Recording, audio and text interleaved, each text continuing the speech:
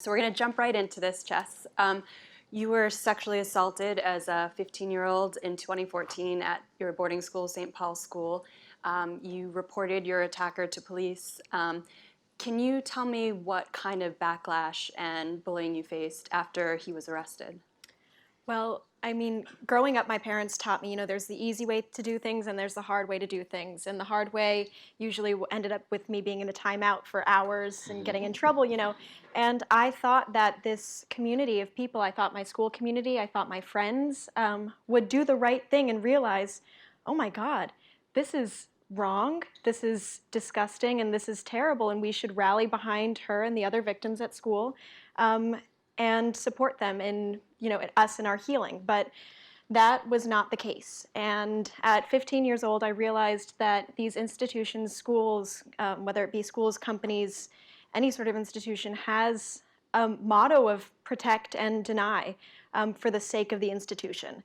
It was almost like my story, my humanity didn't matter to them. All that mattered was enrollment, was keeping their history, a 42-year history of sexual abuse under wraps. And it basically was when I came back to school for my second year, the head of the school said, "Don't worry, we won't talk about this. Nobody will talk about it. Nobody knows." And of course that wasn't true. But I think it's on our communities and our schools to tackle these issues head on. Otherwise, the same thing like what happened to me will happen to others. Being ostracized out of school, left out, bullied out, and having to relocate our entire family to help me get through the legal system.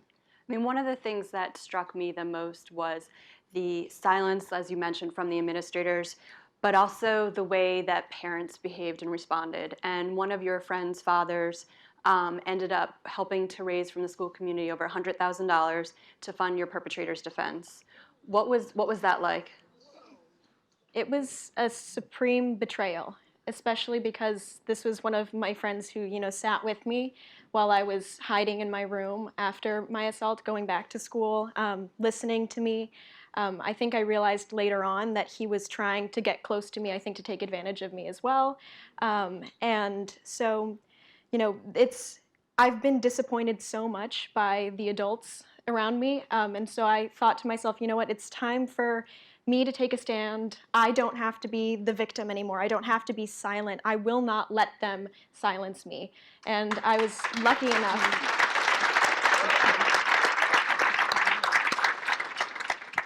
And I was lucky enough to have a family, a dad and a mom and sisters who supported me, who helped me find my voice, and who were able to travel back and forth from where we were living in Florida to New Hampshire to be at every single hearing for the criminal justice process, to make sure that the judges and the people there didn't forget that I was the victim and I was here, and not to forget about my humanity and what had happened. So Alex, you were in Asia at the time working for Invesco. When you told your boss that Chessy had been assaulted, he responded, according to your recollection, "I certainly hope your daughter gains better judgment in the future." What was your reaction, and what did you say? So this was 3 weeks after my daughter was sexually assaulted. And as you can imagine, being a dad of a victim of sexual assault, I was having a hard time processing this. And how do I react as a father? How do I react as a man in terms of the stereotypes that we have to live with and live up to? And very early on, right after the assault, my wife and I looked at each other and said, we're going to have a hard time going forward trying to make decisions, because we didn't have a roadmap or an understanding of what was in front of us and how do we get through this journey to look after our daughter. So we came up with a mantra that we repeated at every sort of certain decision-making point through the process, and said we're going to live by these 3 principles going forward. Is every decision we make, we're going to have to be looking out after Chessy's welfare. The first mission is make sure that our daughter is safe and healing. The rule number 2 was we want the perpetrator to be held accountable for this. And number 3 was we don't want this perpetrator to do it to anyone else. because we had learned that this perpetrator had done it to 5 or 6 other young girls before my daughter, and none of them had spoken up. So, every time we faced a tough decision, I tried to go through that litany of 3 things and say, okay, what do I do now? Because obviously there's a lot of rage inside of me. Somehow I had failed in my job of protecting my daughter. And so when my boss of 12 years said that to me, and I considered him to be a friend, not just a boss, my brain sort of malfunctioned a bit. I wasn't quite sure. I gave him a look like this, and this is a person I worked for 12 years. I haven't seen him since he said that.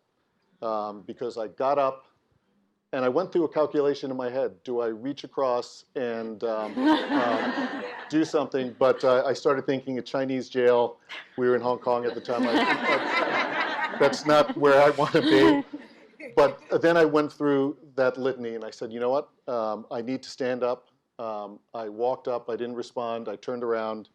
I went straight to the head of HR in the region and I said, my daughter's just been raped. This is what I've just been told.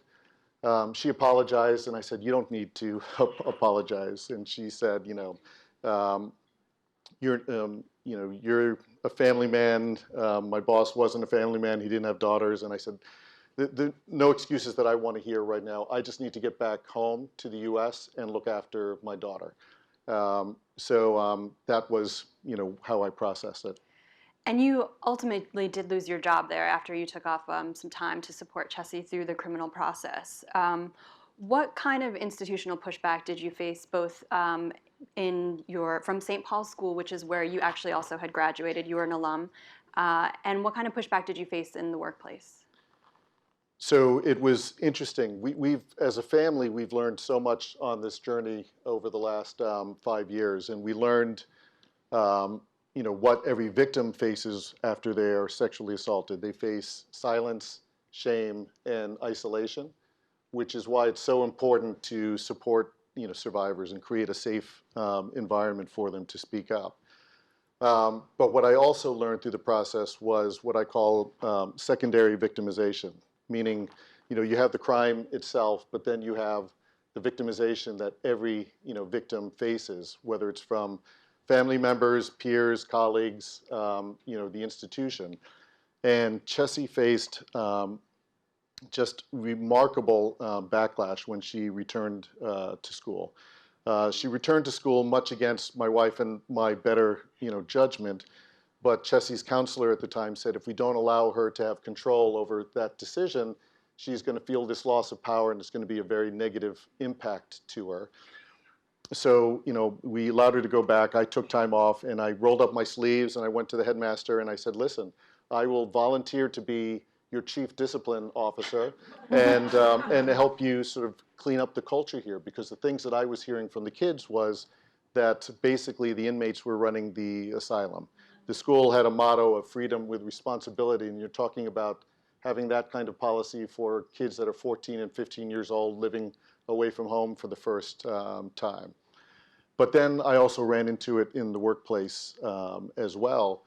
And this has given me gasoline now to be a force for change in whatever environment that we're living in, whether it's in the home, in our schools, or in the workplace, because bad things happen. But the true test of an institution should be, how do you respond to these bad things happening? And unfortunately, the culture of the last 50, 100 years has been denial, cover-up, and then damage control. And this is something that has to change.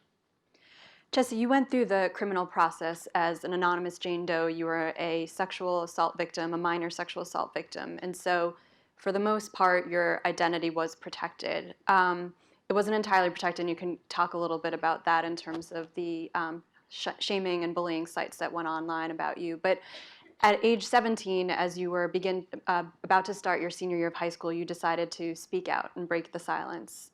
Talk a little bit about that thought process and why it was important to you.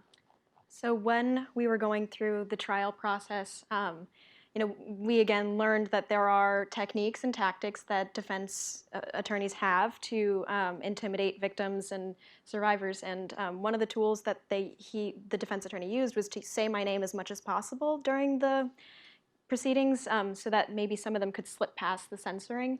And so there were instances where videos shown on websites internationally would just, say my name and show my picture.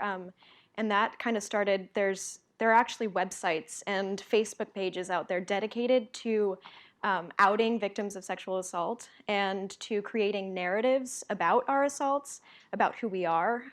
And some of these sites, shared my family's home address, pictures of my home, pictures of my sisters. My little sister was maybe 8 or 7 years old when she was being kind of targeted on this site too. People were saying they would show me what real rape looks like when I go to college. And so, seeing that, especially as my older sister, who was in college, was trying to apply for jobs. And when you Googled the Prout name, or either Lucy or Chessy Prout, which is our names, the first thing that would pop up is the St. Paul school slut. So this not only impacted, the way that we lived, but it impacted the way that my sister would go about having to apply for jobs. It changed the way that I had to apply for colleges. I had to explain why I had a gap in my education during my sophomore year when I transferred schools, because that's a new part of the Common App. There's a part where you've got to describe any sort of discrepancies in education.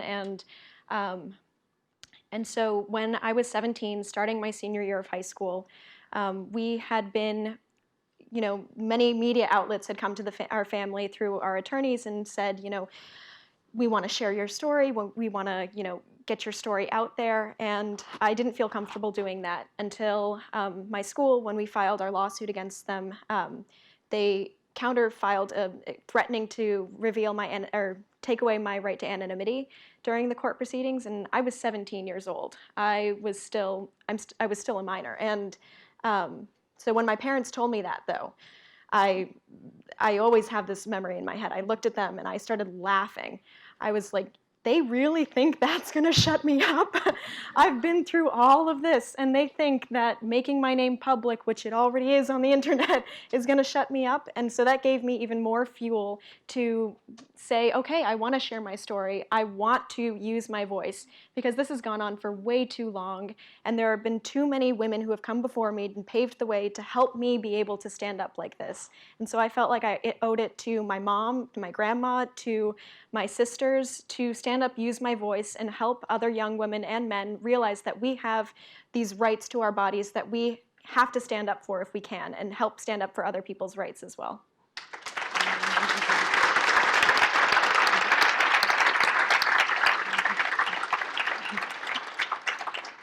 So you had a very full high school experience, not like most other students, and then I sort of plunged into your life at the end of your senior year, and we decided to work on this book project together to share your journey in your memoir called I Have the Right To. As part of the book tour, we had this amazing opportunity to go around the country and talk to students, but one of the best parts was being able to go to Japan, where you grew up, and speak to students at your old school. One of the other really amazing opportunities was to go to Alex. At the time, you're working for Deutsche Bank, and we had these several meetings both in Tokyo and in Hong Kong. And I was wondering if you could talk to me about what those experiences like. What struck you the most when we were going into Deutsche Bank? Sure. Well, I felt very lucky when I joined the firm, because I immediately sort of told them I would volunteer for any and all topics around diversity and inclusion. Little did they know that I had my sort of agenda that I wanted to, and that agenda that I wanted to speak to, but I did give full disclosure to the firm, and they very bravely said, embraced it. I think there's one of my colleagues in this room, Gianna Leung from HR in Asia Pac, who is forever going to be a dear friend of mine, because she embraced this topic and sort of opened up the world of Deutsche Bank. And our first speaking engagement was in Sydney, Australia. And there was a very macho investment banker who sort of did the introduction, and we sat in a room full of employees. And I really thought we were going to need to gear our talk towards speaking to parents. And because they would have kids that would be coming into schools, and we wanted to give some education and raise awareness about the stats around sexual violence and how to best prepare for it. It soon became very clear, as many of the people in the audience were listening to Chessy's story, that the reason why people were there were because they had either experienced it firsthand or through a loved one, by the reactions I was seeing in terms of the body language or the emotions that were going through their face. And this really touched me in terms of the reality of this problem. And if I asked a quarter of you to stand up here in this room, that would be statistically the amount of people that should have experienced sexual assault in this room. And that, to me, is just shocking and unacceptable. And the worst part of it is that most people don't feel safe to, again, speak up about this because they don't think they'll be believed or supported by the people that are the closest people, in their lives. We did this wonderful, speaking, tour. In Australia, when we were done, I don't think the investment banker really knew what the topic was. He sort of came in and gave the intro. At the end of that, he was in tears, and he broke down in front of the audience as he was giving some closing, remarks. And I guarantee you, those team members had not seen this gentleman ever cry in the workplace. But it created a more humane environment at the firm. And then we went on to Hong Kong and to Tokyo, and the level of engagement. I've worked in Asia most of my career, and there are stereotypes about emotion and the closedness of society there. I found it even much more open than audiences that we've spoken to in the U.S. in terms of wanting to embrace the hunger and the need for speaking, because I think it is because society is so closed that we had created a safe space in the environment of the office for people to talk. Now, in Japan, I don't know if many of you are familiar with the Japanese culture, but you don't really speak about anything there. And 3 men came up to me after the presentation and told me their Me Too stories. And I can imagine how difficult that was for them to do. And I can imagine it was probably the first time ever, or in a long time, that they had been able to sort of speak to it.